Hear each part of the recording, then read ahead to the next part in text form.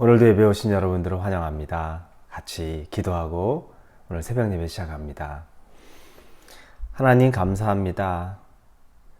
오늘 하루를 시작하는데 하나님이 우리를 깨워주시고 이 예배로 말씀으로 불러주시니 감사합니다. 하나님의 말씀을 대할 때 살아계신 성령님의 역사하심의 말씀이라는 것이 믿어지게 하여 주시고 이 말씀에 저희가 가장 솔직하게 반응할 수 있게 하여 주옵소서. 예수님의 이름으로 기도합니다. 아멘. 오늘 우리에게 주시는 말씀은 베드로 후서 1장 16절에서 21절까지의 말씀입니다. 베드로 후서 1장 16절에서 21절입니다. 찾으셨으면 베드로 후서 1장 16절부터 같이 읽겠습니다. 우리 주 예수 그리스도의 능력과 강림하심을 너희에게 알게 한 것이 교묘히 만든 이야기를 따른 것이 아니요 우리는 그의 크신 위엄을 친히 본 자라. 지극히 큰 영광 중에서 이러한 소리가 그에게 나기를 이는 내 사랑하는 아들이요 내 기뻐하는 자라 하실 때 그가 하나님 아버지께 존귀와 영광을 받으셨느니라. 이 소리는 우리가 그와 함께 거룩한 산에 있을 때 하늘로부터 난 것을 들은 것이라. 또 우리에게는 더 확실한 예언이 있어 어두운 데를 비추는 등불과 같으니 날이 새어 샛별이 너희 마음에 떠오르기까지 너희가 이것을 주의하는 것이 옳으니라. 먼저 알 것은 성경의 모든 예언은 사사로이 풀 것이 아니니 예언은 언제든지 사람의 뜻으로 낸 것이 아니요 오직 성령의 감동하심을 받은 사람들이 하나님께 받아 말한 것임이라. 베드로는 예수님을 가장 지근거리에서 모셨던 수제자 중에 한 명이라고 일컬어집니다. 베드로, 야고보, 요한 이 사람은 예수님이 어떤 사역을 하든지 거의 빠지지 않고 함께했던 수제자 중에 수제자입니다.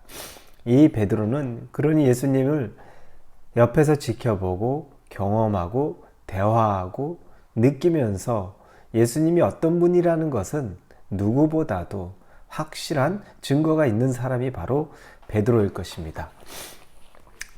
그래서 예수님을 생각할 때 베드로는 나보다 더 많이 예수님을 아는 사람이 있을까? 나보다 더 많이 경험한 사람이 있을까? 그런 확신에 차 있습니다. 우리도 신앙생활을 쭉 하면서 내가 만난 예수님에 대한 경험들이 많고 또 내가 느낀 예수님에 대한 그런 어떤 느낌들이 많고 또 내가 만진 바 되었던 그 예수님에 대한 것들이 많으면 그게 더 확신으로 이 신앙으로 우리 안에 굳건히 자리 잡히는 것을 보게 됩니다.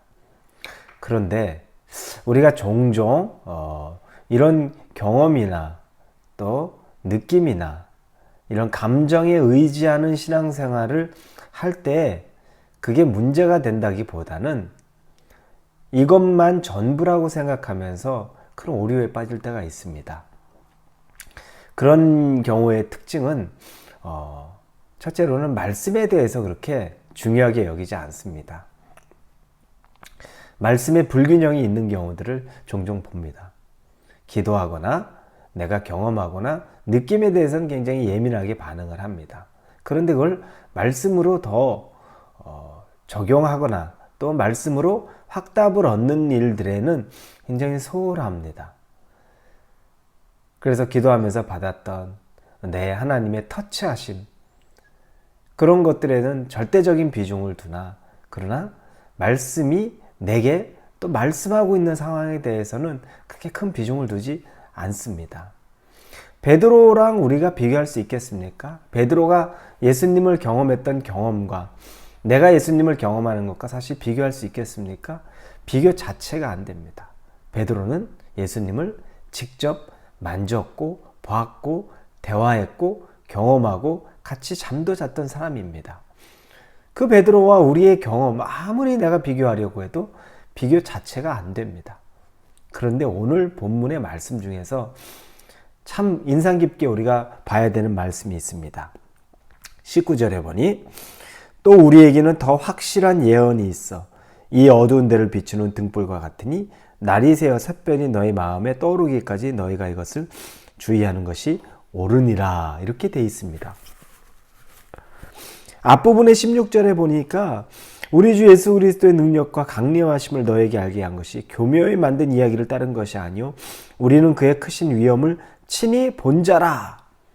내가 봤다. 우리는 봤다. 그래서 예수님을 우리가 신화처럼 거짓으로 꾸며낸 것이 아니라 내가 보고 그리고 심지어 변화산에서 하나님이 내가 그를 기뻐하는 자라 하는 것들을 영광 받으시는 것들을 다 보고 듣기까지 했다. 무엇이 더 필요하겠습니까? 확실하죠. 이걸 먼저 이야기합니다. 그러면서 나중에 19절에서 우리에게는 더 확실한 예언이 있다라고 얘기합니다.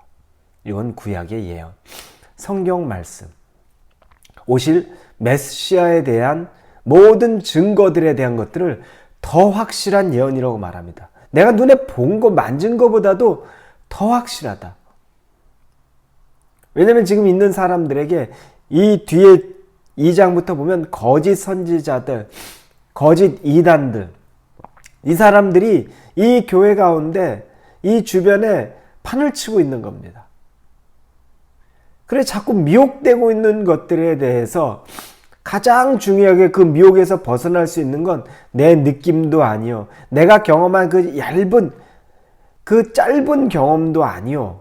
그것도 굉장히 우리 신앙에게 도움이 되지만 무엇보다 중요한 것은 하나님의 말씀이라는 겁니다.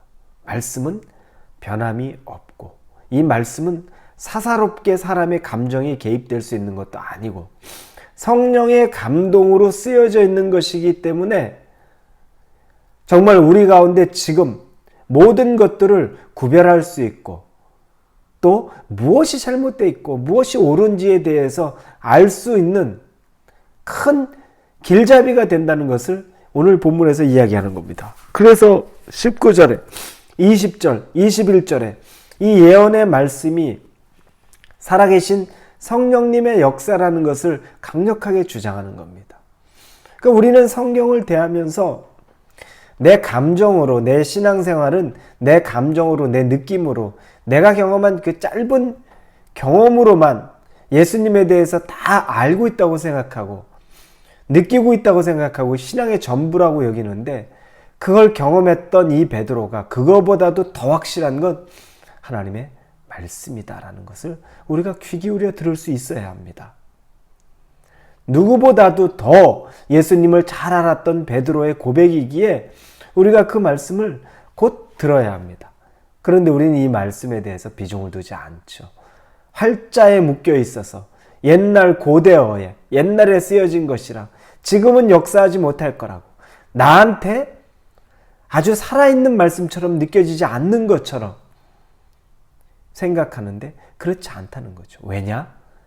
성령의 감동으로 쓰여졌기 때문에 그 시대에 있던 말씀이 지금도 내게 필요한 것, 내가 알아야 될 것, 내가 깨달아야 될 것을 동일하게 전해줄 수 있는 것이 바로 이 성경의 말씀이라는 겁니다.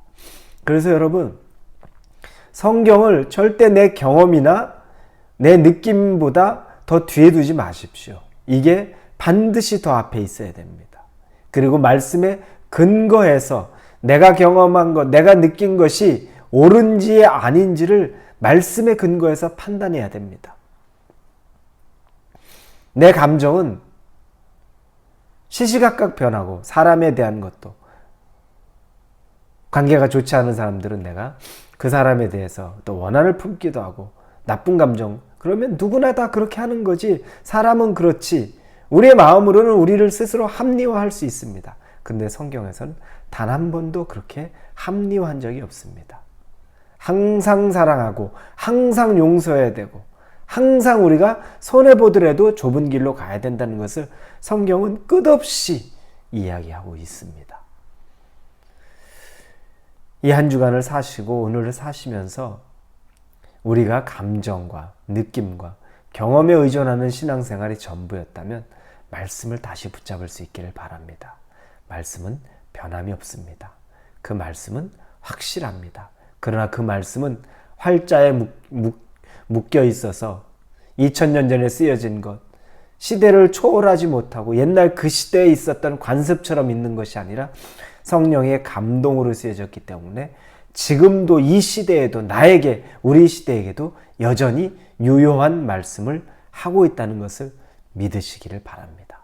그래서 누구보다 예수님에 대한 경험이 많았지만 말씀보다 더 확실한 것이 없다라고 이야기하는 베드로의 이 말씀을 우리가 마음으로 새기고 우리도 말씀에 더 집중할 수 있기를 주님의 이름으로 축원합니다. 기도합니다. 하나님, 말씀에 참 우리가 약합니다.